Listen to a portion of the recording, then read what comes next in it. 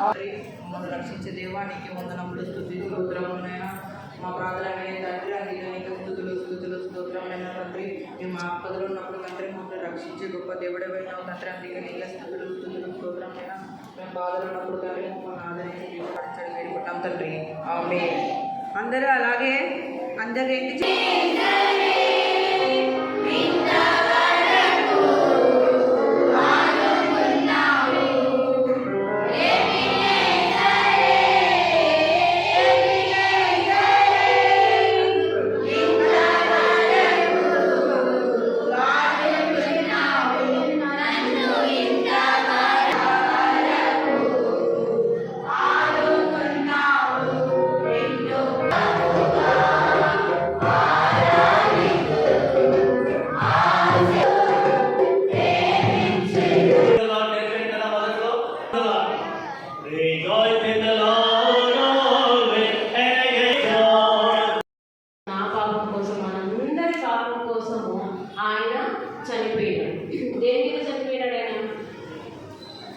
సిలువలో. Very good. సిలువలో ఎన్ని మాటలు పలికాడు? సో రేపు నేను సండే స్కూల్ టీచర్స్కి చెప్తాను, ఎవరైతే 7 మాటలు చక్కగా విత్ రెఫరెన్స్ చెప్తారో వాళ్ళకు అనదర్ ప్రైజ్, స్పెషల్ ప్రైజ్. ఓకేనా? చదువుకొని వస్తారా రేపు? సరే. ఈరోజు వాక్య భాగం వచ్చేసి 12 సంవత్సరాలు ఉన్నప్పుడు జరిగిన సంఘటన. ఎన్ని సంవత్సరాలు? 12 సంవత్సరాలు. ఏమో అని చెప్పిపోతారు. అక్కడ బైక్ మీద, కారు మీద మళ్ళీ ఏం చేయాలి? తల్లిదండ్రులు, వేసే తల్లిదండ్రులు మళ్ళీ నడుచుకుంటూ రావాలి. ఎంత దూరం ప్రయాణం అది? ఒక రోజు ప్రయాణం. సో ఎన్ని రోజులు అయిపోయింది? పోవడం ఒక రోజు, అక్కడ నుండి రావడము ఒక రోజు, అక్కడ పోయి చూసుకున్న తర్వాత వేసేయాలి అని మళ్ళీ రావడం. ఎన్ని రోజులు అయింది బట్టి? 3 రోజులు. ఇంకా ఏసై ఏమైనాడో ఏమో, ఎక్కడున్నాడో ఏమో, చిన్న పిల్లవాడు అని చెప్పేసి ఏం చేశారు? మళ్ళీ వెనక్కి